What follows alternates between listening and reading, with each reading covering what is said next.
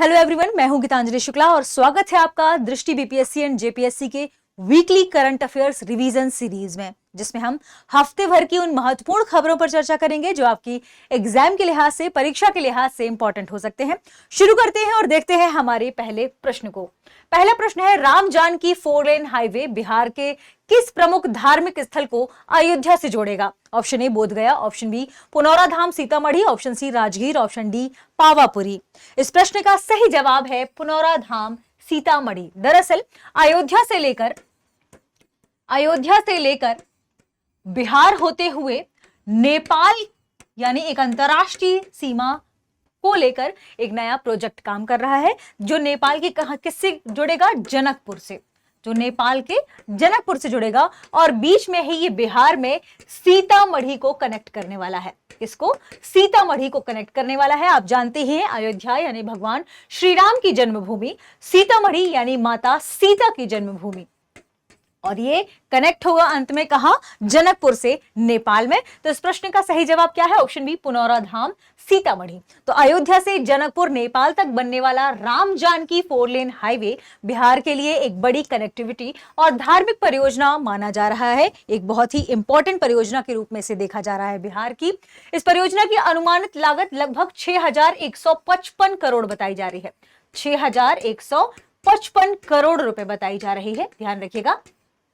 ठीक है, यह 4 लेन सड़क अयोध्या यानी श्री राम जन्मभूमि को सीतामढ़ी के पुनौरा धाम यानी माता सीता की जन्मस्थली और आगे जाकर जनकपुर नेपाल से जोड़ेगी। परियोजना की कुल लंबाई लगभग 240 किलोमीटर बताई जा रही है। कितनी? 240 किलोमीटर। यह सड़क सिवान, सारण, पूर्वी चंपारण, शिवहर और सीतामढ़ी समेत कई जिलों से होकर गुजरेगी। केंद्र सरकार और सड़क परिवहन मंत्रालय ने इसके अलाइनमेंट यानी इसके मार्ग को मंजूरी दे दी है तथा डीपीआर तैयार करने की प्रक्रिया आगे बढ़ गई। डीपीआर क्या है? एक डिटेल्ड रिपोर्ट, प्रोजेक्ट से रिलेटेड रिपोर्ट दी जाती है जिसे डिटेल्ड प्रोजेक्ट रिपोर्ट कहा जाता है कि कहां से कहां तक यह हाईवे बनने वाला है, इसमें कौन कौन से क्षेत्र शामिल होंगे, किस सेगमेंट में कितना खर्च आएगा, कितनी लागत लगेगी, और इसी को कहा जाता है डीपीआर। तो केंद्र सरकार की मंजूरी मिल गई है और साथ ही सड़क परिवहन मंत्रालय ने भी मंजूरी दे दी है, इसलिए यह खबर बहुत ही महत्वपूर्ण हो जाती है। ठीक है, आगे बढ़ते हैं और इससे रिलेटेड इंपॉर्टेंट फैक्ट समझते हैं। ये बिहार से इसको क्या फायदा होने वाला है? दरअसल इससे धार्मिक पर्यटन को बढ़ावा मिलेगा क्योंकि राम और सीता से जुड़े हुए जो महत्वपूर्ण प्रमुख स्थल हैं वो सीधे आपस में कनेक्ट हो जाएंगे और जुड़ जाएंगे। सीतामढ़ी के कई गांवों और क्षेत्रों की जो सड़क कनेक्टिविटी है वह इससे बेहतर होगी। और देखिए, जब सड़क कनेक्टिविटी बेहतर होगी, पर्यटन अच्छा होगा, तो फिर लोग वहां होटल, ढाबा आदि का निर्माण करेंगे, तो वो वहां की स्थानीय जो अर्थव्यवस्था है उसको भी बूस्ट करेगा और लोगों को रोजगार से जोड़ेगा, है ना। व्यापार, लॉजिस्टिक, स्थानीय अर्थव्यवस्था को इससे क्या होगा? बड़ा लाभ मिलने वाला है। अब ये सारी चीजें क्रक्स के रूप में आपके लिए हैं। जैसे परियोजना का नाम क्या है? राम जानकी पथ या राम जानकी कॉरिडोर। लागत कितनी है? 6155 करोड़ रुपए। लंबाई कितनी है? लगभग 240 किलोमीटर।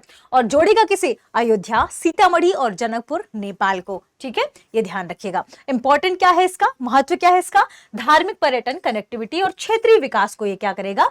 बढ़ावा देगा। ठीक है, अगले प्रश्न की ओर बढ़ते हैं। प्रश्न है, अर्हत सारिपुत्र और अर्हत मोदंगलियायन के पवित्र अवशेषों की प्रदर्शनी जून 2026 में कहां की जाएगी?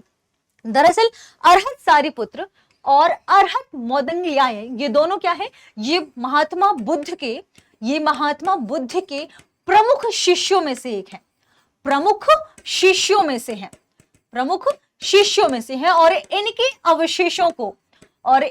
अवशेषों को बाहर ले जाकर उनकी प्रदर्शनी की बात की गई है। तो अब आपसे पूछा जा रहा है कि भारत सरकार उन्हें कहां पर ले जाने की बात की गई है भारत सरकार द्वारा?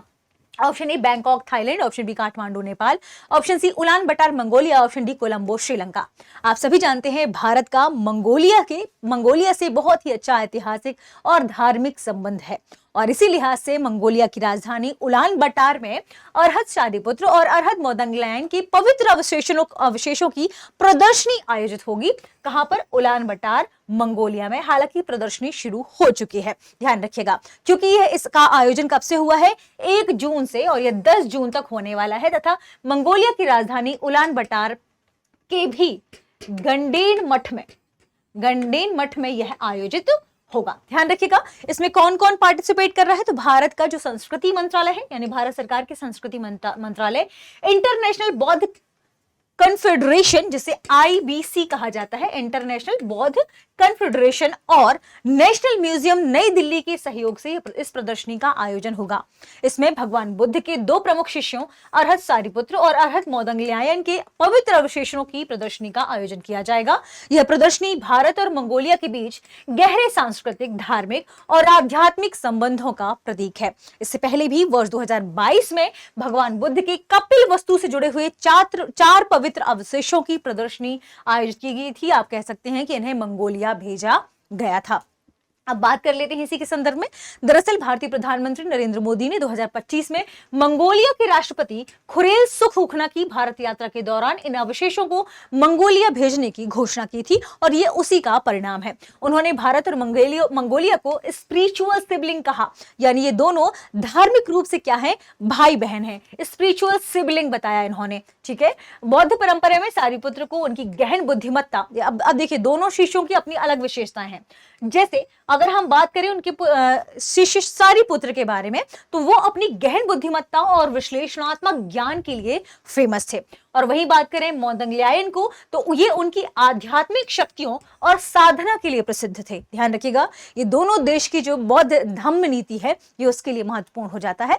आगे बढ़ते हैं और अगला प्रश्न देखते हैं। अगला प्रश्न है, फीफा विश्व कप 2026 की मेजबानी निम्न में से कौन से देश संयुक्त रूप से करेंगे? ऑप्शन ए अमेरिका, कनाडा और Mexico, option B America, Brazil और Argentina, option C Canada, Spain, पुर्तगाल, ऑप्शन डी मैक्सिको, ब्राजील और चिली। इस प्रश्न का सही जवाब है option A America, United State of America, Canada और मैक्सिको। ये तीनों मिलकर इस बार फीफा विश्व कप वर्ल्ड चैंपियनशिप, आप कह सकते हैं वर्ल्ड कप 2026 की मेजबानी करने वाले हैं। इसकी मेजबानी करने वाले हैं, जल्दी ही इसका आयोजन होने वाला है। तो फीफा विश्व कप 2026 का आयोजन कब होगा? 11 जून से 19 जुलाई 2026 तक इसका आयोजन होगा। यह इतिहास का सबसे बड़ा संस्करण है, क्योंकि पहली बार इसमें 48 टीमें हिस्सा लेंगी। पहली बार इसमें 48 टीमें हिस्सा ले रही हैं। इसकी संयुक्त मेजबानी कौन कर रहा है? कनाडा, मैक्सिको और संयुक्त राज्य अमेरिका। ध्यान रखिएगा, भारत ने इस टूर्नामेंट में क्वालिफाई भारत नहीं कर पाया है, ठीक है। ये ऐतिहासिक इसलिए भी है क्योंकि इसमें कुल टीमें इस बार 32 की बजाय 48 होने वाली है। मैचों की संख्या इसमें कुल 104 मैच होने वाले हैं। और मेजबान शहर की बात करें तो कुल 16 शहरों में मैचों का आयोजन किया जा रहा है और ये होगा भी, ठीक है। जिसमें से 11 मैच कहां होंगे? यूएसए में, 3 मैच होंगे मैक्सिको में और 2 की बात चल रही है कि वो कनाडा में होंगे। अगला प्रश्न है, निम्नलिखित कथनों पर विचार कीजिए। पहला कथन है national family health survey, NFHS, जिसका फुल फॉर्म क्या है? National family health survey, family health survey, ठीक है। नेशनल फैमिली हेल्थ सर्वे आया है और इसे लेकर कुछ डेटा सामने आया है, जो शिशु मृत्यु दर, मातृ मृत्यु दर, क्या स्थितियां हैं महिला सशक्तिकरण को लेकर, टीका को लेकर क्या स्थिति, इसके बारे में डिटेल एनालिसिस करता है, ठीक है। पहला कथन है नेशनल फैमिली हेल्थ सर्वे 6 के अनुसार भारत की कुल प्रजनन दर यानी total fertility rate, TFR, total fertility rate 2.0 पर स्थिर बनी हुई है। दूसरा, पूर्ण टीकाकरण कवरेज 83.8% से बढ़कर 87.1% हो गया है। उपरोक्त में से कौन से कथन सही है और है, हमें बताना है। केवल एक, केवल दो, एक और दो, दोनों, ना तो एक और ना ही दो। इस प्रश्न का सही जवाब बताइए। चलिए बताइए। दरअसल अभी हाल ही में नेशनल फैमिली हेल्थ सर्वे का 6th संस्करण जारी हुआ है। ध्यान रखिएगा, जो किससे संबंधित है? 2023 और 24 से संबंधित है। ये किसके द्वारा जारी किया जाता है? स्वास्थ्य एवं परिवार कल्याण मंत्रालय द्वारा, ठीक है, ध्यान रखिएगा। तो स्वास्थ्य एवं परिवार कल्याण मंत्रालय द्वारा यह नेशनल फैमिली हेल्थ सर्वे जारी हुआ है, 6 जारी हुआ है, ईयर 2023-24, ध्यान रखिएगा, ठीक है। ये फैमिली हेल्थ सर्वे क्या बताता है?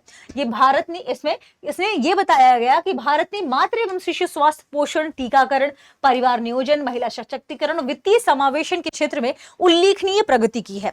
इस बार के रिपोर्ट्स को हम देखते हैं, उससे पहले हेल्थ सर्वे के बारे में ध्यान रखिएगा। इस सर्वेक्षण में वर्ष 2023-24 में आयोजित जो भी डेटा है उस पर आधारित है। इसका संचालन international institute for population science कर रही है, जो कि इसका एक नोडल एजेंसी है। इसमें देश के 1715 जिलों में 1715 जिलों में लगभग 6.79 लाख परिवारों को शामिल किया गया है, जिसमें मातृ एवं शिशु मृत्यु दर को लेकर क्या कहा गया है कि प्रसव देखभाल कवरेज बढ़कर 95.9% हो गया है। पहली तिमाही में जो प्रसव से पहले देखभाल होती है वह बढ़कर 76.2% हो गई है और संस्थागत प्रसव बढ़कर 90.6% हो गए हैं। प्रशिक्षित स्वास्थ्य कर्मियों की उपस्थिति में प्रसव 91.3% बढ़ गया है, हो गया है।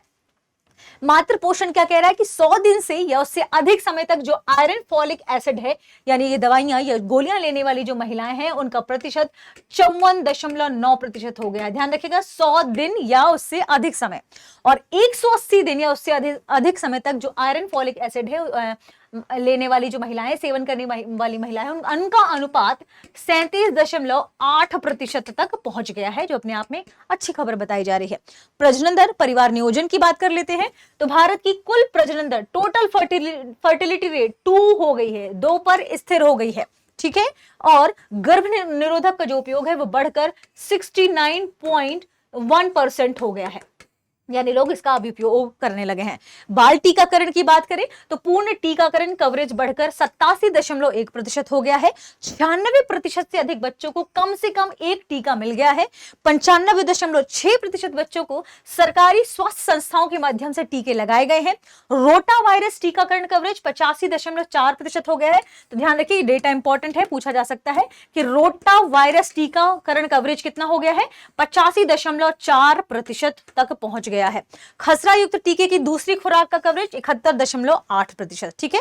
बाल पोषण को लेकर बात कर लेते हैं तो 5 वर्ष से कम आयु के बच्चों में बौनापन यानी जो स्टर्निंग है वो घट गया है और अब 29.3% पर हो गया है। पहले कितना था, 35.5% था। इसके अलावा जो वास्टिंग है, जो दुबलापन की समस्या थी वो भी घटी है, यानी अत्यधिक दुबलापन यानी वास्टिंग, ये 7.7 से घटकर 5.2% आ गई है। तो ये अपने आप में एक नया रिकॉर्ड बनाया गया इस बार फैमिली हेल्थ सर्वे के अनुसार।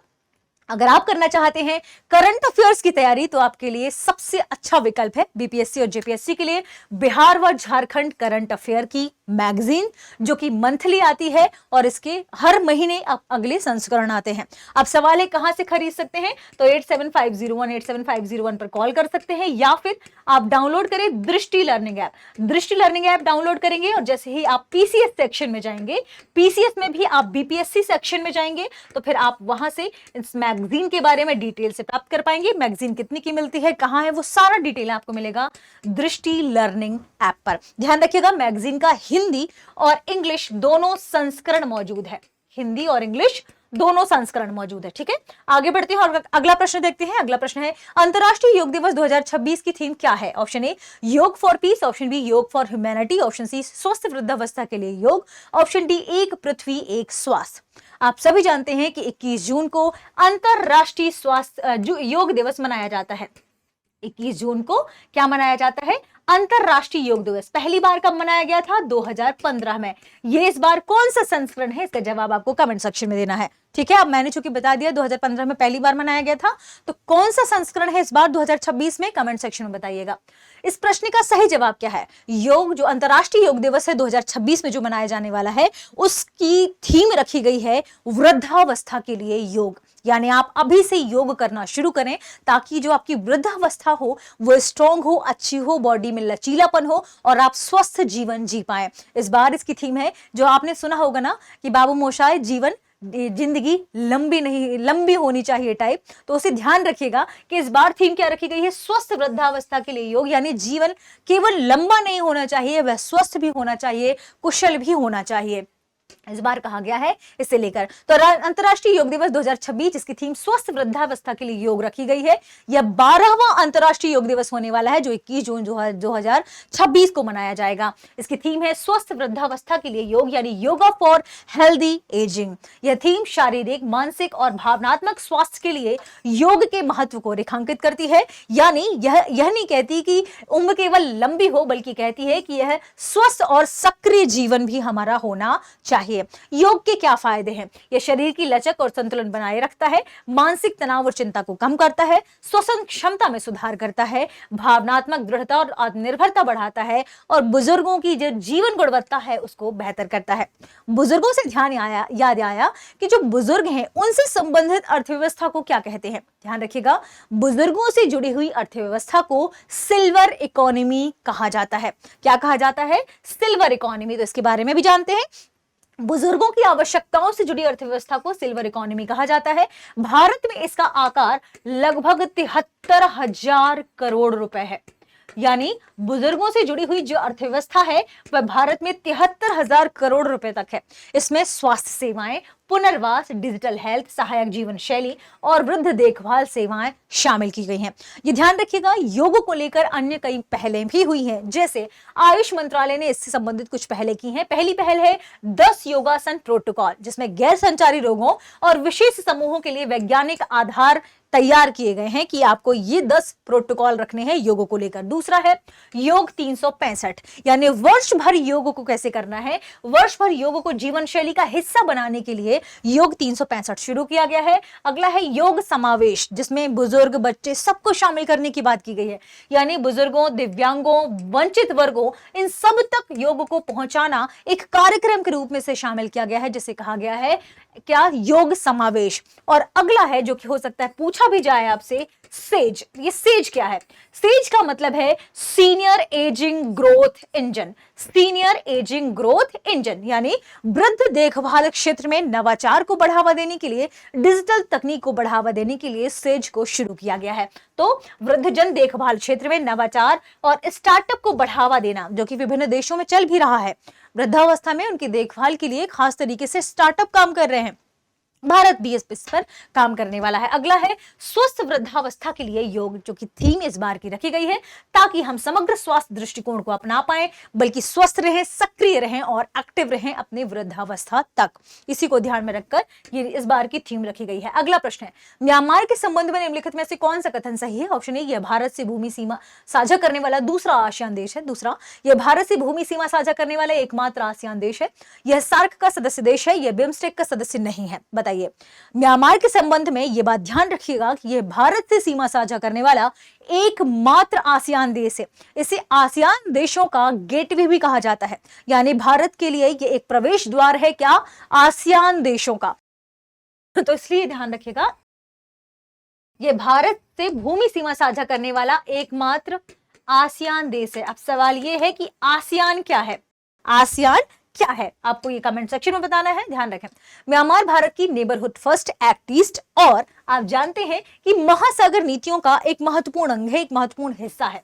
म्यांमार के राष्ट्रपति यू मिन आंग ह्वाइंग का भारत आगमन हुआ था और इसी वजह से म्यांमार चर्चा में आ गया था। तो म्यांमार और भारत के संबंध में यह प्रश्न फ्रेम किया गया है।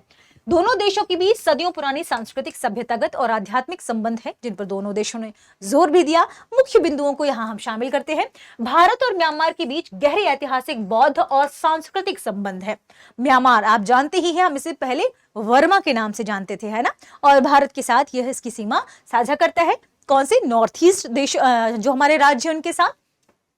म्यांमार दक्षिण पूर्व एशिया का भारत के लिए प्रवेश द्वार माना जाता है, क्योंकि यह भारत से भूमि सीमा साझा करने वाला एकमात्र आसियान देश है। भारत में शांति, राष्ट्रीय मेल मिलाप, म्यांमार में शांति, राष्ट्रीय मेल मिलाप और विकास के प्रयासों के लिए भारत के समर्थन को भारत ने दोहराया है। ध्यान रखिएगा, कनेक्टिविटी परियोजनाओं को भी आगे बढ़ाने की बात कही है। बात करते हैं महासागर क्या है। महासागर यानी mutual and holistic advancement for security and growth access across region. Growth across region, ठीक है, यह है महासागर हमारी पहल। यह भारत की ऐसी नीति है जिसका उद्देश्य क्षेत्रीय सुरक्षा, संपर्क और साझा विकास को बढ़ावा देना है। आसियान के बारे में हमने पहले भी कहा था कि association of south east Asian Nations इसका फुल फॉर्म है। इसमें 10 देश शामिल है। ध्यान रखिएगा, दक्षिण पूर्व एशियाई देशों के एक क्षेत्रीय संगठन के रूप में से जाना जाता है, जिसकी स्थापना 8 अगस्त 1967 को बैंकॉक घोषणा के जरिए हुई थी। इसका मुख्यालय कहाँ है? जकार्ता, इंडोनेशिया में। सदस्य देश कितने हैं? 10। कौन कौन से? Indonesia, Malaysia, Singapore, Thailand, Philippines, Brunei, Vietnam, Laos, Myanmar और कंबोडिया। अब सवाल है म्यांमार कहाँ है, क्योंकि हमने म्यांमार के बारे में पढ़ा। तो आपके सामने ये जो बॉर्डर है ये म्यांमार की बॉर्डर है, और देखिए बहुत नीचे तक ये विस्तारित है, ठीक है। और इसके अपने पश्चिम दक्षिण की ओर ये बे ऑफ बंगाल यानी बंगाल की खाड़ी से जुड़ा हुआ है, ठीक है। अब आपको कमेंट में ये बताना है कि भारत की कौन सी राज्य म्यांमार के साथ सीमा साझा करते हैं। इसके अलावा म्यांमार चीन के साथ, लाओस के साथ, थाईलैंड के साथ भी अपनी सीमा साझा करता है। महासागर एक्ट ईस्ट, और हम सभी जानते हैं कि पड़ोसी पहले की नीति में म्यांमार हमारे लिए जरूरी हो जाता है, ठीक है। चलिए आगे बढ़ते हैं। अगला प्रश्न है, बिहार सरकार पंचायत सरकार भवनों में निम्न में से कौन सी नई सुविधा शुरू करने की योजना बना रही है। ऑप्शन ए हवाई अड्डा, ऑप्शन बी डाकघर सेवा, option C railway station, option D औद्योगिक पार्क। दरअसल बिहार सरकार ने अपने ग्रामीण क्षेत्रों में ग्रामीण जो लोग हैं उनके लिए पंचायत भवनों में ही कई सारी सेवाओं को शुरू करने की बात कही है, ताकि ग्रामीण क्षेत्र के लोग बाहर ना जाए, ताकि उनका खर्च बचे और उन्हें वो समय की भी बचत कर पाए। तो ग्रामीण क्षेत्रों में पंचायत भवनों में ही डाक सेवा, डाक से संबंधित जो सुविधाएं हैं वो सरकार शुरू करना चाह रही है।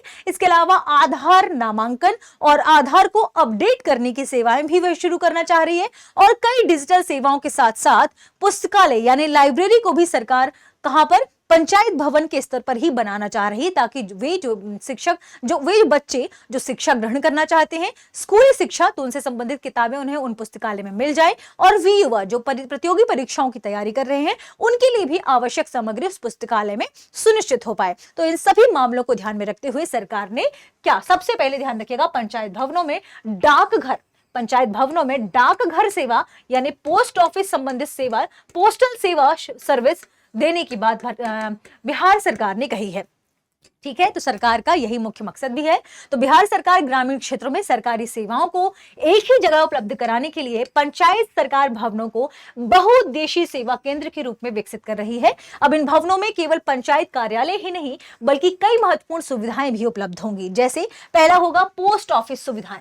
पंचायत सरकार भवनों में शुरू की जाएगी पोस्ट ऑफिस सुविधाएं, जिससे ग्रामीणों को डाक संबंधी कार्यों के लिए दूर नहीं जाना पड़ेगा, उनके पैसे भी बचेंगे और समय की बचत भी होगी। दूसरा है आधार नामांकन एवं अपडेट केंद्र भी स्थापित किए जाएंगे, जहां लोग आधार कार्ड बनवा पाएंगे और अपडेट भी करवा पाएंगे। तीसरी होगी पुस्तकालय यानी लाइब्रेरी से संबंधित सुविधा। तो ऐसी व्यवस्था की जाएगी जिससे विद्यार्थियों और प्रतियोगी परीक्षाओं की तैयारी करने वाले जो युवा हैं यहां से लाभ ले पाए। इसके अलावा कुछ डिजिटल और सरकारी सेवाएं भी पंचायत स्तर पर उपलब्ध करवाई जाएंगी। इसका उद्देश्य क्या है? इसका उद्देश्य है कि नागरिक, जो ग्रामीण नागरिक हैं, उनके गांव के नजदीक ही आवश्यक सेवाएं उपलब्ध हो पाए, ताकि सरकारी कामकाज जो है वो अधिक सुगम तरीके से हो पाए, ठीक है। अगला प्रश्न है, सीबीएसई के नए अध्यक्ष के रूप में किसे नियुक्त किया गया है? Option A Rahul Singh, option B Varun Bhardwaj, option C Lokhande Prashant Sitaram, option D Amit Shah. इस प्रश्न का सही जवाब है कि सीबीएसई के नए अध्यक्ष के रूप में लोखंडे प्रशांत सीताराम को नियुक्त किया गया है, और इनके सचिव के रूप में किसे नियुक्त किया गया है? वरुण भारद्वाज को, ठीक है। किसे नियुक्त किया गया है? वरुण भारद्वाज को। सीबीएसई एक बहुत ही महत्वपूर्ण क्या है? राष्ट्रीय संस्था है, राष्ट्रीय विद्यालय संस्था है। किसे लेकर?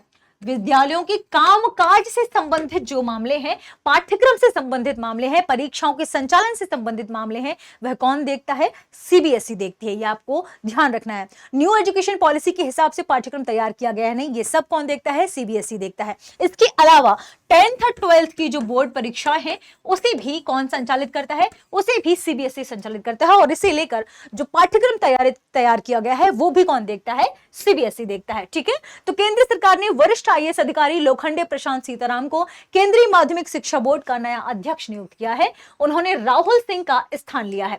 किसका स्थान लिया है इन्होंने? यानी इससे पहले सीबीएसई के अध्यक्ष कौन थे?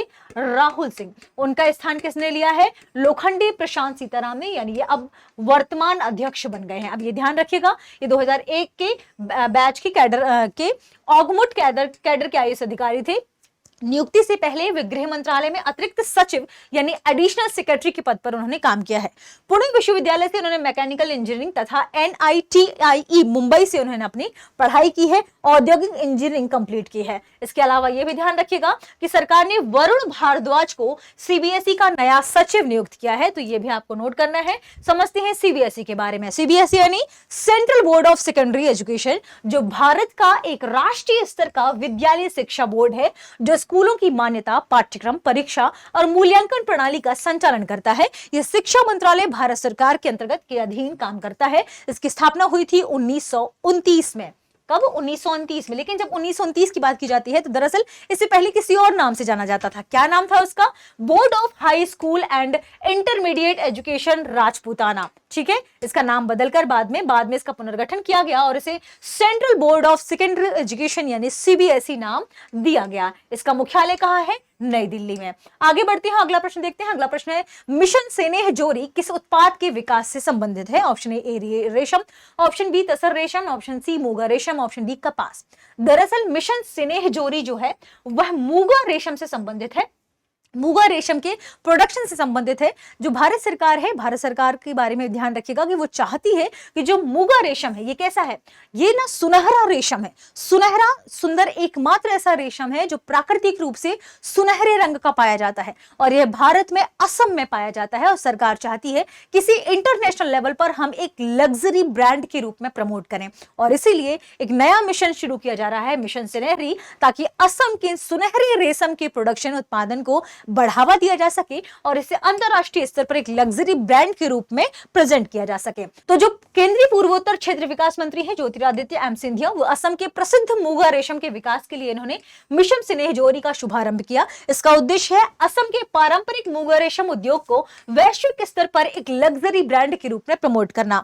ये दुनिया का एकमात्र प्राकृतिक सुनहरे रंग का रेशम है और भारत का यह पहला GI टैग प्राप्त रेशम है। असम में लगभग 2.6 लाख रेशम पालक और बुनकर परिवार की यह आजीविका का आधार है। यह अपनी गुणवत्ता और दुर्लभता के बावजूद अब तक अपेक्षित आर्थिक लाभ प्राप्त नहीं कर पा रहा है, इसलिए सरकार ने यह नई पहल शुरू की है। बात करें मिशन सुनहरी के प्रमुख उद्देश्यों की, तो मूंगा रेशम को पूरी मूल्य श्रृंखला यानी पूरी वैल्यू चेन इसकी अच्छी मजबूत करना, इसके जो पौधे हैं, मेजबान पौधे यानी सोम और सोलू को, खेती को इनकी बढ़ावा देना, आधुनिक रीलिंग बुनाई अवसंरचना को विकसित करना, किसान उत्पादन संगठन और साझा सुविधा केंद्र स्थापित करना, GI प्रमाणीकरण और डिजिटल ट्रेसेबिलिटी लागू करना, वैश्विक बाजारों में इसके निर्यात को बढ़ाना, एक लग्जरी के ब्रांड के रूप में इसे प्रमोट करना।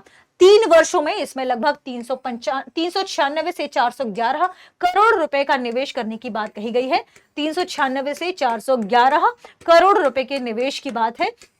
ठीक है, 2028 तक क्या किया जाएगा? 5 आधुनिक मूंगा रीलिंग इकाइयां स्थापित की जाएंगी। 5000 हेक्टेयर में सोम और सोआलू पौधों का पुनर्जनन होगा और 80 से अधिक मूंगा रेशम का GI टैग प्रमाणीकरण मिल जाएगा। मूंगा सिल्क ट्रेल का विकास होगा, सिल्क टूरिज्म पार्क स्थापित किए जाएंगे और वार्षिक मूंगा उत्सव भी मनाया जाएगा ताकि इसे प्रमोट किया जा सके। अगला प्रश्न है, उद्योगों के लिए बिहार सरकार द्वारा प्रस्तावित लैंड बैंक का आकार कितना है? Option A 25,000 crore, option B 40,000 crore, option C 50,000 crore, option D 75,000 crore. तो बिहार सरकार ने अभी हाल ही में कैबिनेट की बैठक में एक नया प्रस्ताव पास किया है, या कह सकते हैं पेश किया है, जिसे मंजूरी भी दी है बिहार सरकार ने कि अब बिहार में उद्योगों को बढ़ावा देने के लिए एक लैंड बैंक स्थापित किया जाएगा जो लगभग 50,000 एकड़ पर होगी और इसे मंजूरी भी दी गई है। कहा गया है कि किसानों से इस लैंड को लेने के क्रम में उनकी सहमति जरूरी होगी और साथ में उन्हें अच्छा मुआवजा भी दिया जाएगा। ठीक है, तो बिहार सरकार ने राज्य को औद्योगिक और निवेश केंद्र बनाने के लिए बड़ी घोषणाएं की हैं और हुई समीक्षा बैठक में उसने उद्योग, निवेश और रोजगार पर भी जोर दिया है, जिसमें 11 मेगा इंडस्ट्रियल पार्क बनाए जाएंगे।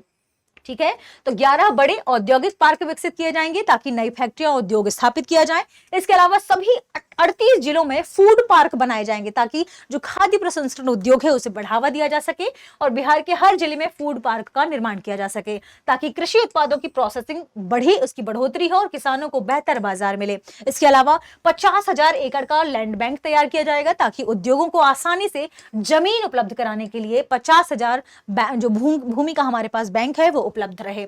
जमीन अधिग्रहण किसानों की सहमति और उचित मुआवजे के साथ किया जाएगा, यह भी बिहार सरकार ने कहा है। मुख्य उद्देश्य क्या है इसका? ताकि रोजगार का सृजन किया जा सके। इसके अलावा ईज ऑफ डूइंग बिजनेस के बारे में भी बिहार सरकार ने कहा है कि हम उससे संबंधित जो प्रक्रिया है उसको ईजी करने की कोशिश करेंगे, यानी फैक्ट्री लगाने की अनुमति जो एनओसी और अन्य प्रक्रियाओं को सरल और पारदर्शी बनाया जाएगा। सरकार का लक्ष्य है बिहार को निवेशकों के लिए अब सबसे ज्यादा आकर्षित राज्य के रूप में स्थापित करना। इसके अलावा बिहार में से निवेश बढ़ेगा, स्थानीय युवाओं को रोजगार मिलेगा, कृषि आधारित उद्योगों को बढ़ावा मिलेगा और पलायन की जो समस्या है वो कम होगी। राज्य की जो औद्योगिक अर्थव्यवस्था है, आर्थिकी है, वो बेहतर होगी। अगला प्रश्न है, निम्नलिखित कथनों पर विचार कीजिए। बिहार कैबिनेट ने मधुबनी में ग्रेन साइलो यानी अनाज भंडारण परियोजना को मंजूरी दी है। बक्सर में प्रस्तावित बेवरेज प्लांट के औद्योगिक निवेश और रोजगार के अवसर बढ़ने की उम्मीद है। सही आपको उत्तर बताना है। ऑप्शन ए केवल एक, ऑप्शन बी केवल दो, ऑप्शन सी एक और दो, दोनों ऑप्शन डी ना तो एक और ना ही दो।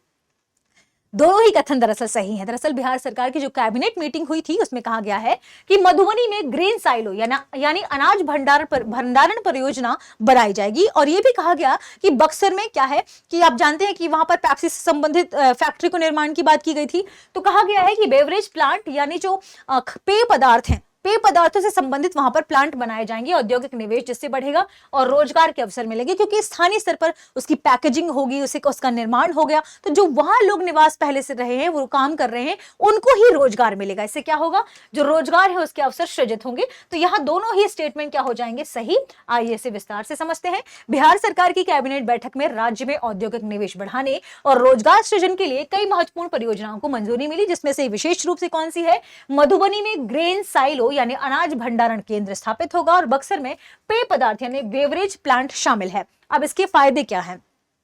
आधुनिक ग्रेन साइलो बनाया जाएगा। इसमें बड़े पैमाने पर गेहूं, धान और अन्य अनाज का वैज्ञानिक भंडारण होगा। अनाज की बर्बादी भी कम होगी, जिससे किसानों को उनकी बेहतर सुविधा मिलेगी, बेहतर लागत प्राप्त होगी और खाद्य सुरक्षा और सप्लाई चेन को मजबूत किया जाएगा।